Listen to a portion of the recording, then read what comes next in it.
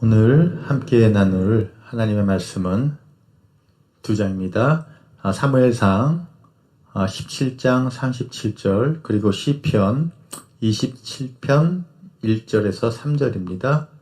사무엘상 17장 37절 시편 27편 1절 3절입니다. 함께 봉독하겠습니다. 또 다윗이 이르되 여호와께서 나를 사자의 발톱과 곰의 발톱에서 건져내셨은즉 나를 이 브레셋 사람의 손에서도 건져내시리이다. 사울이 다윗에게 이르되 가라, 여호와께서 너와 함께 계시기를 원하노라. 여호와는 나의 빛이요 나의 구원이시니 내가 누구를 두려워하리요. 여호와는 내 생명의 능력이시니 내가 누구를 무서워하리요. 악인들이 내 살을 먹으려고 내게로 왔으나 나의 대적들, 나의 원수들인 그들은 실족하여 넘어졌도다. 군대가 나를 대적하여 진칠지라도 내 마음이 두렵지 아니하며 전쟁이 일어나 나를 치료할지라도 나는 여전히 태어나리로다. 박진선 전사님께서 사자와 곰의 발톱으로부터 건져내 주심이라는 제목으로 말씀 전해주셨습니다.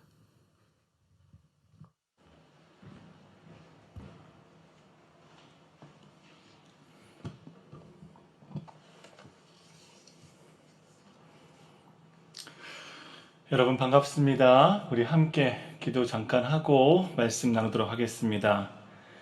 성령 하나님, 하나님이 필요합니다. 이 시간 오셔서 이곳에 좌정하여 주시옵소서. 진리의 예수님, 예수님이 필요합니다. 진리로 오셔서 이곳에 좌정하여 주시고 이곳에 하나님의 진리로 채워 주시옵소서. 우리의 삶을 지키시고 우리 아버지 되시는 우리 하나님, 이곳에 오셔서 왕이 되어 주셔서 주님의 온전한 말씀만이 선포되어질 수 있도록 도우시옵소서. 하나님 입술 가운데 하나님의 능력과 말씀을 주시길 소망하며 예수님의 이름으로 기도합니다. 아멘. 여러분 한 주간 어떻게 지내셨습니까? 집에서 또 여러분이 계시는 그 곳곳에서 하나님을 경험하고 하나님을 알아가는 시간 가지고 계십니까? 어느 때보다, 어느 순간보다 지금의 때가 하나님을 만나야 하고 하나님의 생각을 묻고 또 그 말씀 안에 거해야 되는 때가 아닌가 싶습니다. 가장 좋은 때, 가장 좋은 시간에 하나님과 깊은 교제가 여러분의 삶 가운데 있으시기를 축복합니다. 우리가 직면하고 있는 코로나는 전혀 새로운 삶으로 우리를 이끌고 있습니다. 이전의 삶의 방식, 사람과 사람들이 만나서 물건을 거래하고 사고 팔고 그리고 만나서 관계를 키워나가고 서로에 대해서 알고 하는 어떤 삶의 방식이 아니라 이제는 만나지 않고 그냥 온라인이라는 독특한 또 특별한 매체를 통해서 서로의 안부를 묻는 때가 되었습니다. 이것은 우리가 기대하던 어떤 삶의 방식들을 바꾸고 있는데요. 먼저는 그 상인들의 삶을 바꿔놓게 되었고 또 사람들과 함께 일하는 그래서 한 회사에 모여서 일하는 대기업들의 어떤 일하는 방식을 바꿔놓게 됐습니다. 그것으로 인해서 사회 경제 시스템이 바뀌기 시작을 했고 그리고 돈을 벌기 위한 또 삶을 살아가기 위한 사람들의 삶의 방식의 변화를 요구하게 된 것이죠. 그 변화와 그 요구를 오늘 우리는 직면하고 있습니다. 학교에서는 선생님들이 더 이상 아이들을 눈앞에 두고 앉혀놓고 교육하는 것이 아니라 역시나 줌이라는 온라인 매체 그 외에 다른 화상 그 온라인 매체들을 통하여서 아이들을 교육하게 되었고 부모님들은 그 자녀들을 집에서 교육을 시키기 위해서 하루 종일 아이들과 씨름하게 되었습니다. 이제까지 살아왔던 삶의 경험 그리고 삶의 방법들 그리고 또 어려서부터 우리가 커가면서 공부를 하고 대학을 졸업하고 그리고 이렇게 직장을 구하면 되겠다, 이렇게 삶을 살아가면 되겠다 했던 모든 생각과 사고방식을 지금 뒤집어 놓고 있습니다. 이것은 어떤 것을 의미하냐면 미래에 대해서 어떻게 살아야 할 것인가, 그리고 나는 이 불확실성 속 안에서 어떻게 확실함, 마음의 의지, 그리고 견고하고 명확한 가야 할 방향을 잡을 것인가에 대한 고민을 우리에게 더하게 되었습니다. 우리는 사실 태어나면서부터 이미 세상에 주어져 있고 이미 많은 어르신들, 나이가 먼저 간 선대의 삶의 방향들을 배우기 위해서 부단히도 애쓰고 있습니다. 어릴 때에는 부모님을 통해서 이렇게 해야 된다, 저렇게 해야 된다. 그리고 어떤 것은 해야 되고 어떤 것은 하지 말아야 되고, 또 친구들과의 관계 속에서 무엇이 나쁜 것이고 무엇이 좋은 것인지 끊임없이 배워오는 것이죠. 그리고 대학에 와서는 내 삶에 대해서 또 어떻게 할 것인가에 대한 고민과 걱정 속에 또 먼저 그 길을 걸어간 사람들에게 배우기 위해서 애를 씁니다. 하지만 문제는 이것이죠. 그 먼저 간 선대의 사람들도, 그리고 그것을 바라보고 따라가는 우리들도 지금 직면한 이 상태에서는 명확한 답도 제시할 수 없는 상황이 되었다라는 것입니다.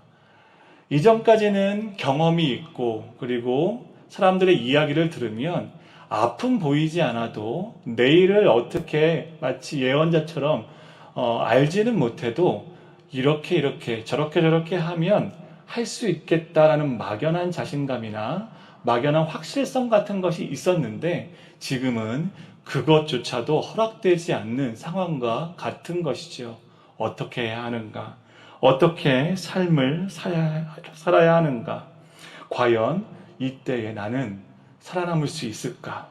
어떻게 이 상황을 견뎌야 하는가?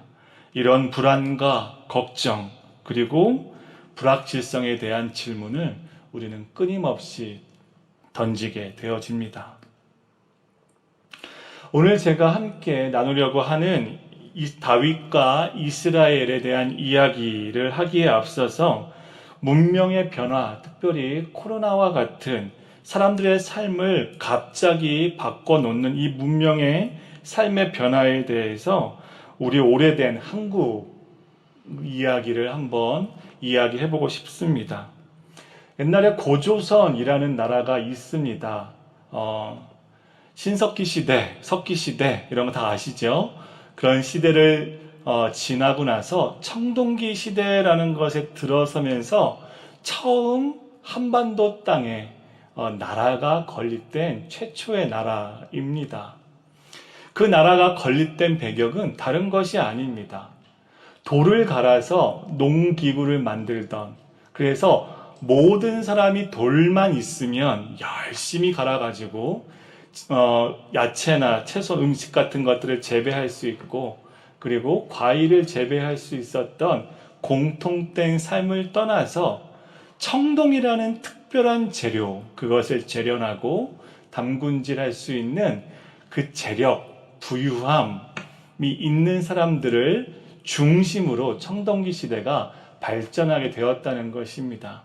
이전까지는 모든 사람들이 돌만 있으면 공평하게 분배할 수도 있고, 어떻게 내가 너무 능력이 없어도 그냥 돌이라는 소재만 있으면 어떤 것이든지 할 수 있는 시대였습니다. 근데 청동기 시대로 들어오면서 그 청동이라는 물질을 발굴하고 찾아야 되고, 그거를 찾아내도 그것을 녹이고 다시 망치로 쳐서 재련하는 이런 모든 것들은 사람의 인력이 전적으로 필요하게 된 것이죠. 특별히 돈이 있었던 그 유력가들, 그 부유한 사람들은 이 사람을 쓰는 것, 노예를 쓰는 것, 자신의 집에 새로운 사람들을 부리는 것에 대해서 제약이 없었기 때문에 자연스럽게 청동이라는 재료가 부유한 사람들의 손에 쥐어지게 되었습니다.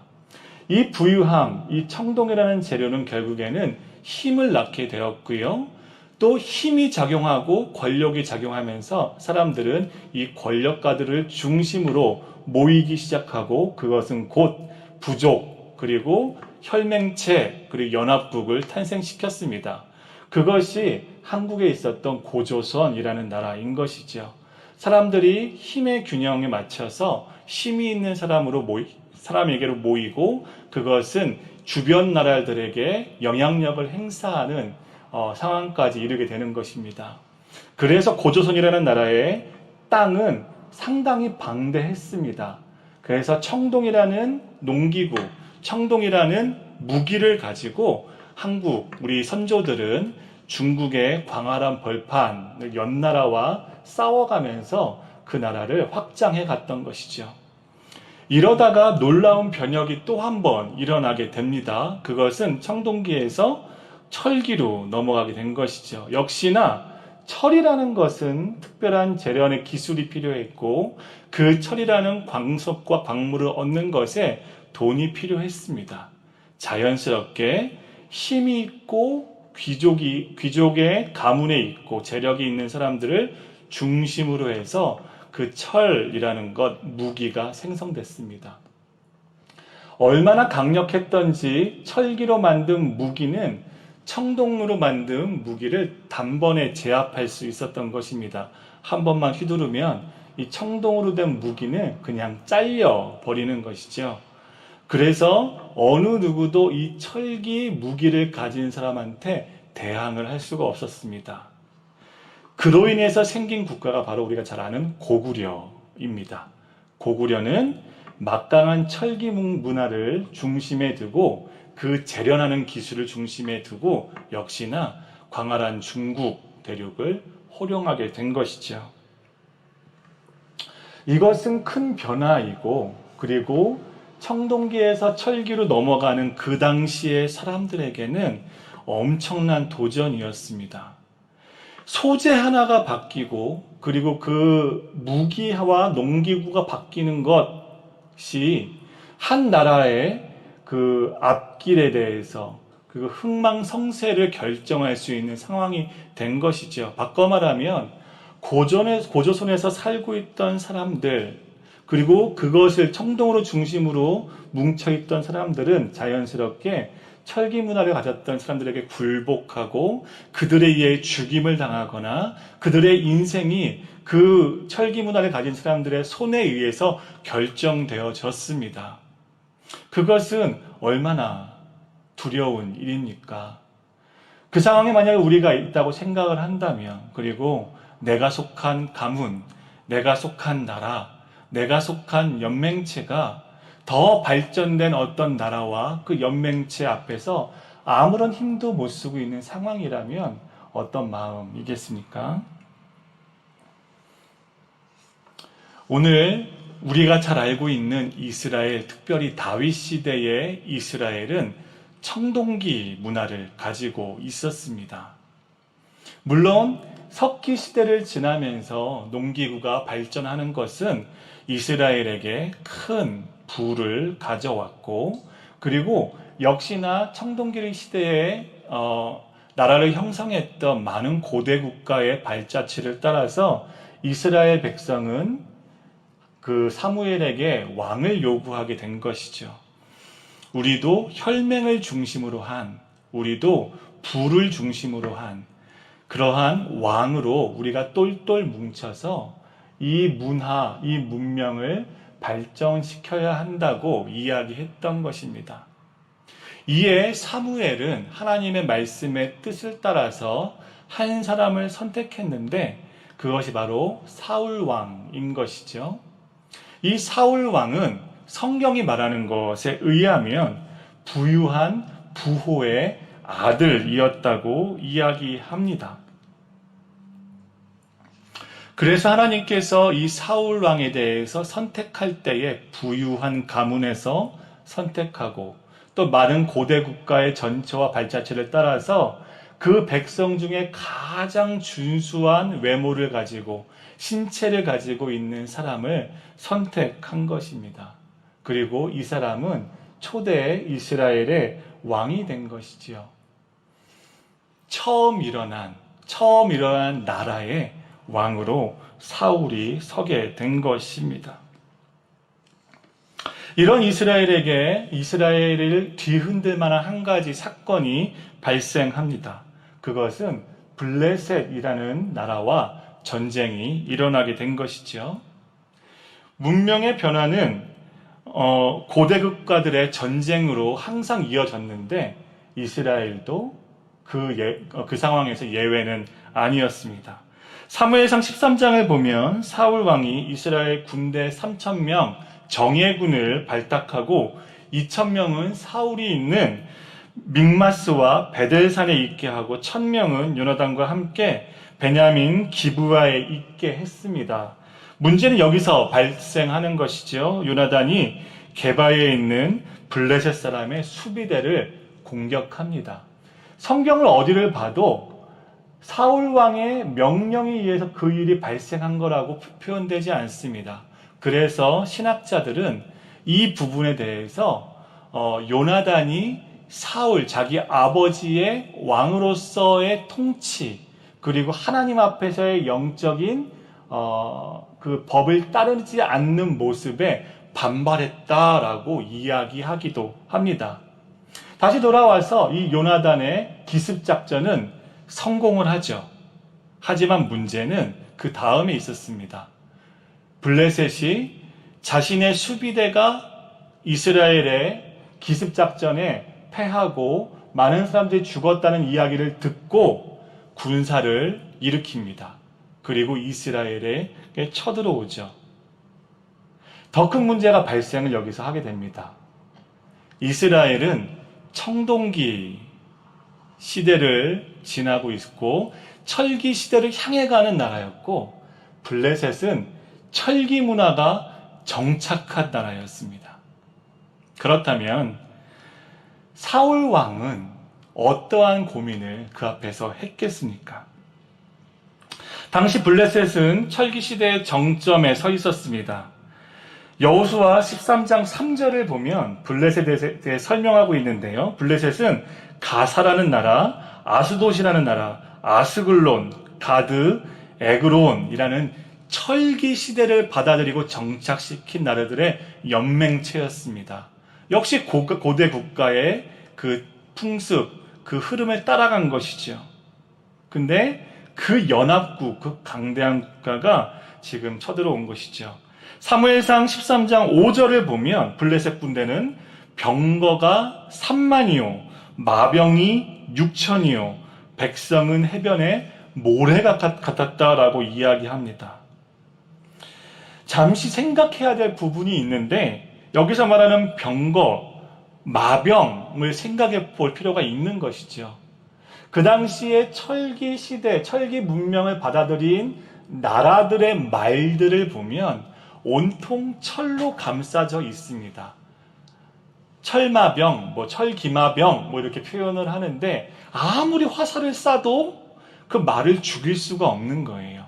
철이 청동화를 다 막아내고 말을 죽일 수 없기 때문에 그 말을 탄 병사들이 적군의 중심에서 보병들을 다 휘젓고 죽이게 되는 것이죠.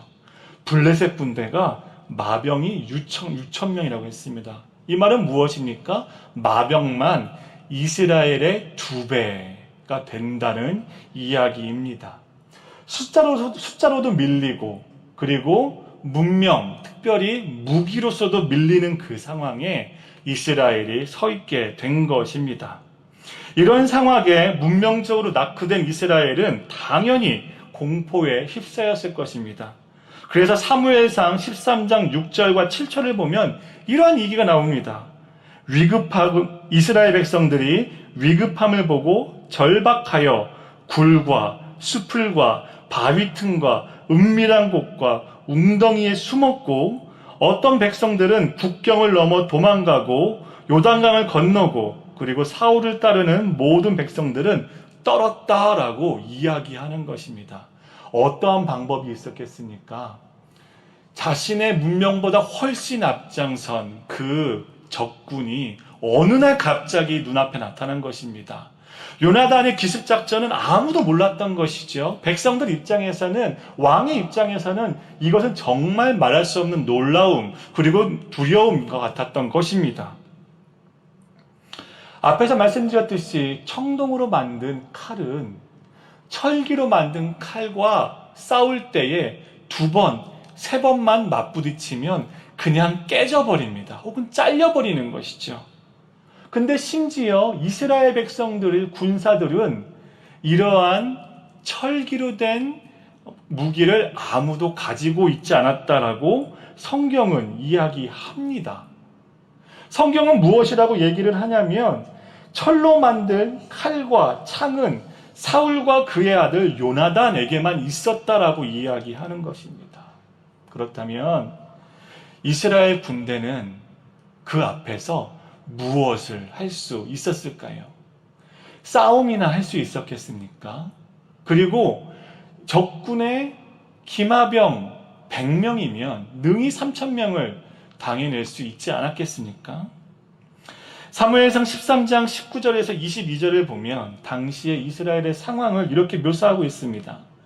그때에 이스라엘 온 땅에 철공이 없었으니 이는 블레셋 사람들이 말하기를 히브리 사람이 칼이나 창을 만들까 두렵다 하였음이라 라고 이야기하는 것이죠.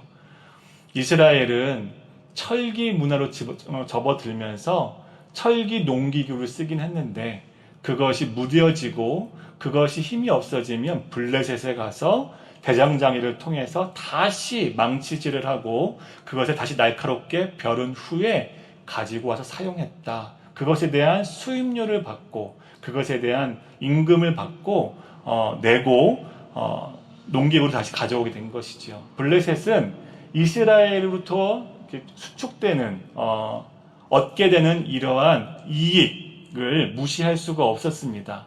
그래서 이스라엘에 대해서 철기 문명을 받아들일까 두려워하고 고민도 했지만 그래도 두었습니다. 왜?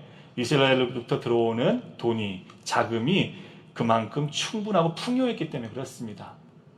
하지만 요나단의 그 기습작전은 명분을 만들어 주었고 이스라엘을 공격하기에 이르게 된 것이죠.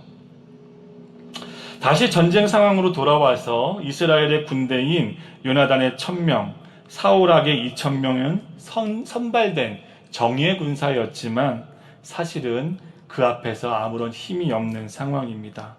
이런 상황에서 사울 왕이 느꼈을 두려움, 고민, 그리고 그가 맞닥뜨렸을 공포와 그리고 어떻게 이 일을 헤쳐나갈까 하는 것에 대한 고민들은 생각보다 심각했습니다. 그것이 어찌나 컸던지 사무엘이 왕에게 오기 전에 이 사울 왕은 조급함으로 먼저 스스로 하나님께 제사를 드리는 우를 범하게 된 것이죠. 하나님의 말씀대로 움직이지 못하고 자신의 조급함과 두려움을 해소하기 위해 스스로 무엇인가 해보려는 교만함이 임하게 된 것입니다. 여러분, 오늘날 여러분은 이런 비슷한 상황 가운데 처해 있지 않습니까? 갑자기 어찌할 수 없는 새로운 삶, 새로운 시대가 눈앞에 갑자기 펼쳐진 것 같습니다. 이 시대를 쫓아가려면 배워야 할 것들, 새롭게 알아야 할 것들이 산재해 있고 그리고 그것을 쫓아간다 하더라도 이 상황에서 내가 살아남을 수 있을지 고민이 되어집니다. 저 개인적으로만 봐도 제가 이제까지 학교에서 그리고 학업을 하면서 연구를 하고 배웠던 모든 것들에 대해서 적용할 수 있는 그 믿음의 선배들의 조언들이 이제는 어떻게 적용할 수 있는 상황이 없어져 버렸습니다. 어떻게 해야 할까? 어떻게 새로운 삶에 대처해 나갈까 하는 고민, 그리고 앞으로 어떤 시대가 벌어질 것인가에 대한 생각으로 많은 순간 가득 차 있습니다. 마치 사울 왕과 같은 것이죠. 이것은 마음의 조급함은 계속해서 불러일으킵니다. 내가 무엇인가 해야 될 것 같고, 내가 배우지 않으면 뒤처질 것 같고, 살아남지 못할 것 같고, 그리고 이미 여러분과 같은 젊은 세대의 사람들이 어릴 때부터 배워왔던 그 신문명들, 지금 제가 새로운 프로그램을 아무리 들여다봐도 이해가 되지 않고 청년들한테 물어봐야지만 이해가 되는 그런 새로움들로 가득 차 있는 것이지요. 아마도 여러분은 여러분의 입장에서 비슷한 상황이 아닐까 생각이 되어집니다. 그것은 조급함을 만들어내고 두려움을 만들어내고 무엇인가 당장 해내야 될 것만 같은 마음을 일으킵니다. 사울 왕이 바로 이런 우를 범했던 것이죠. 하나님께 사무엘 제사장이 없이 예배를 드려버린 것입니다. 이런 상황에서 사울 왕에 대해서 이해해 줄 법도 한데 사무엘은 단호히 얘기하는 것이죠. 그것은 잘못된 것이다.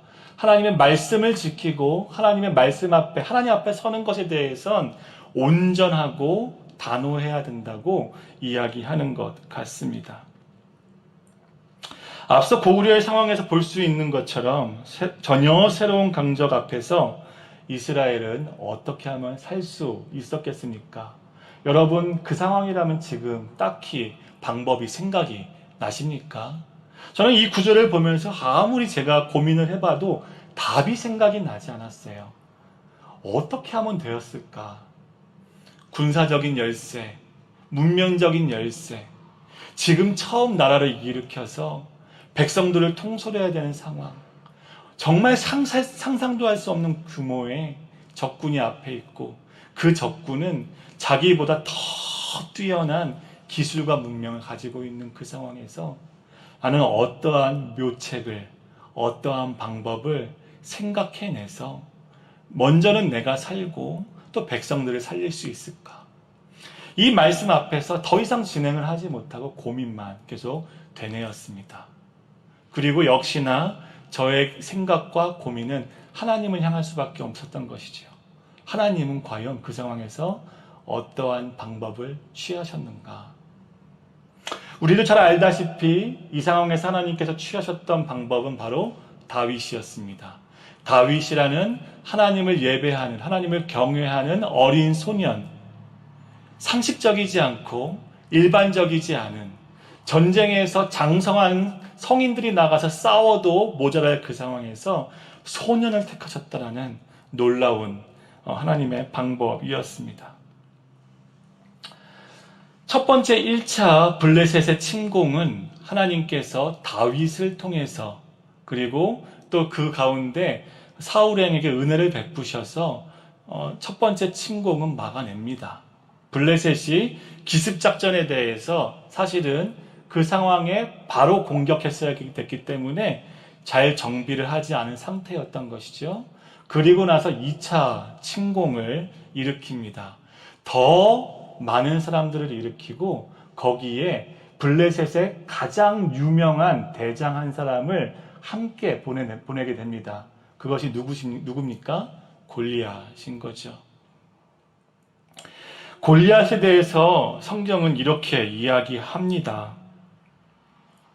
사무엘상 17장 5절에 이렇게 얘기합니다. 머리에는 놋투구를 쓰고 몸에는 비늘 놋갑옷을 입고 다리에는 놋각반을 치고 어깨에는 단창을 메고 철 600세겔로 만든 창날로 만든 창을 쥔 골리앗이 이스라엘 앞에 서게 된 것이죠.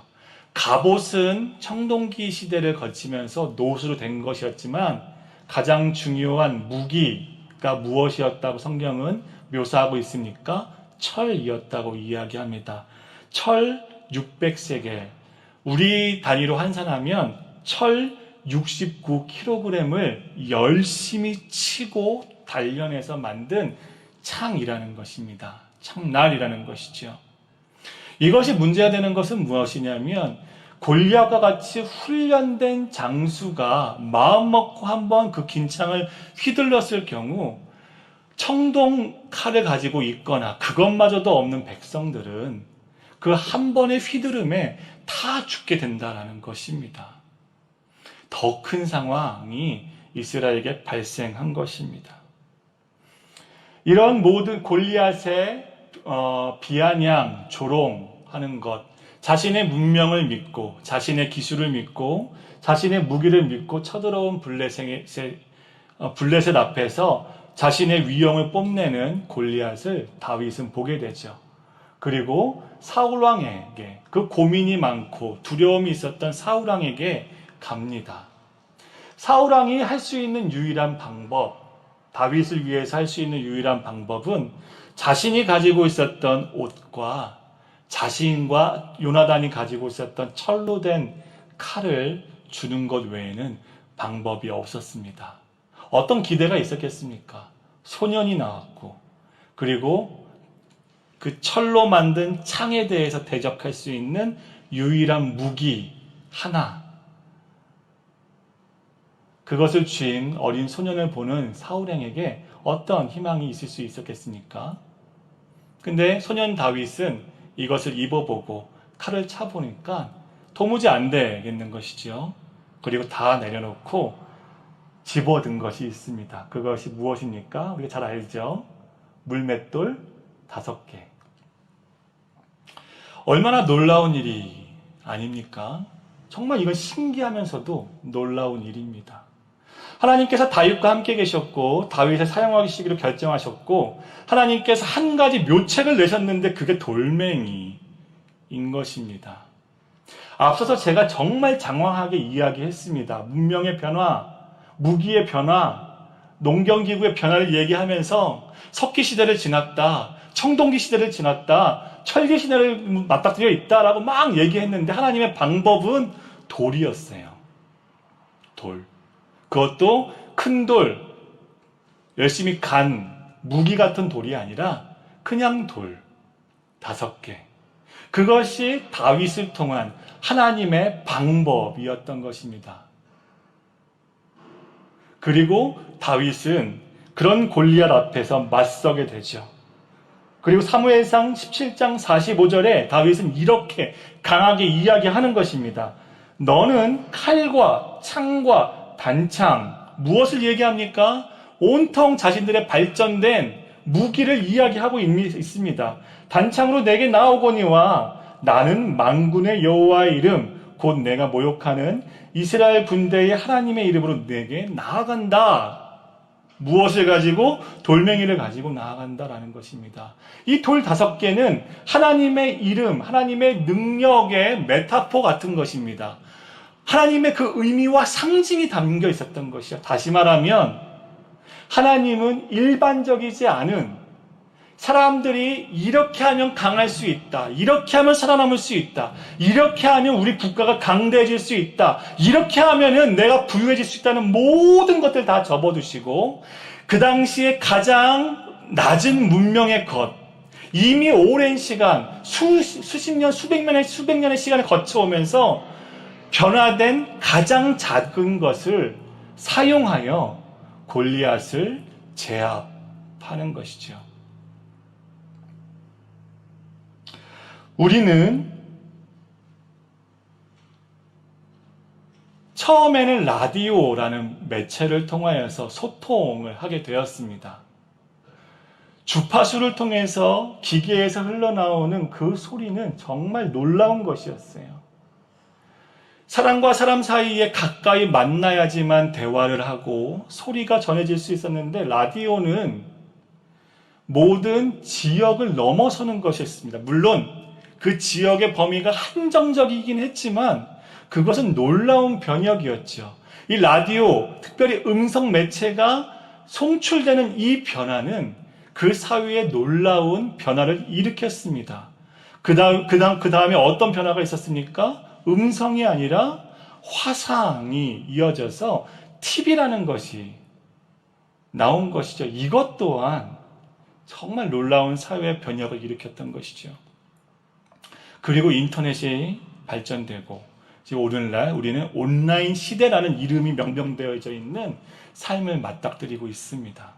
마치 이 모든 기술, 모든 문명, 모든 새로움, 모든 첨단에 대해서 우리가 따라가고 배워야 되지만 우리가 살아남을 것처럼 이야기하고 말합니다. 물론 그것은 배워야 합니다. 물론 그것은 우리가 익숙해져야 되고 배워야 하고 살아남기 위해 혹은 그 모든 기반을 닦기 위해 알아야 하는 부분입니다. 다만 여기서 우리의 구원이 여기에만 있다라는 착각은 하지 말아야 하는 것이지요. 골리앗과 블레셋은 그들의 문명을 가지고 그 문명 때문에 그 문명으로 인해서 그 나라가 발전될 수 있다고 믿었습니다.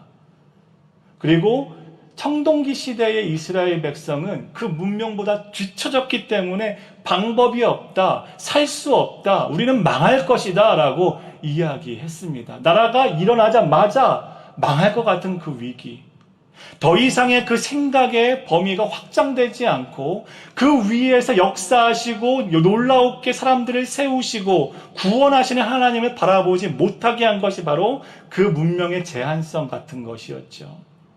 다윗을 통해 하나님께서 보이신 것은 무엇이었습니까? 구원이 문명의 발전에 있었던 것이 아니라 구원은 하나님께 있다는 것을 보이신 것 아니겠습니까? 물론 이스라엘 백성은, 이스라엘 나라는 이 블레셋과의 전투, 그리고 이후에 강성한 나라, 다윗의 나라, 그리고 솔로몬의 나라를 통하여서 많은 문물들을 교류하면서 철기 시대 중에서 가장 강력한 나라로 발전하게 됩니다. 똑같이 따라가야 할 필요성은 있지만 중요한 포인트, 하나님께서 항상 말씀하셨던 중점은 무엇입니까? 구원이 누구에게 있느냐라는 것입니다. 삶의 방향이 누구에게 있고 누구로 인해 우리의 삶이 지켜지고 누구로 인해 우리가 일어날 수 있는가에 대한 질문이냐 답을 하나님께서 항상 하신 것이죠.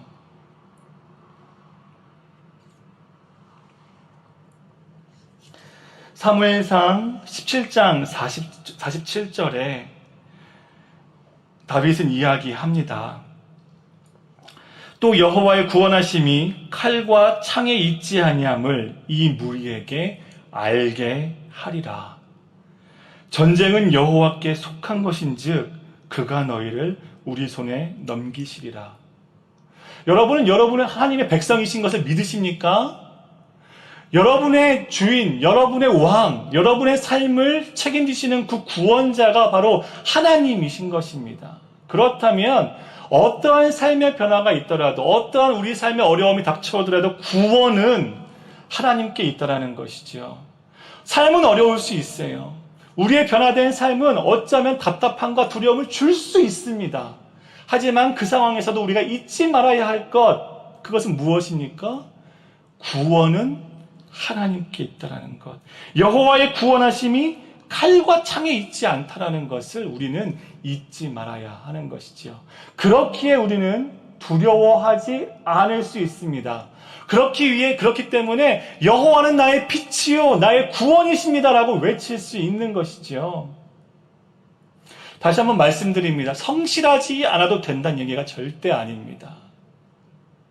어떻게 우리가 신문물에 그 발 맞춰서 쫓아가는 것이 쉽다고 이야기할 수 있겠습니까? 기술직을 가지고 계시는 분들은 새로운 기술을 배워내야 될 것 같고 쫓아가다가 가랭이가 찢어질 것 같은 거예요. 너무 힘든 거예요. 그것을 못하면, 그것을 못 배우면 도태되고 죽을 것만 같은, 또 죽는다고 이야기하는 그 진리가 아닌 메시지들. 하나님의 백성으로, 하나님의 귀한 그 자녀로서 우리가 붙잡아야 할 것, 우리가 우리의 삶에 마땅히 놓지 말아야 할 바로 그것은 하나님이 구원이시라는 것.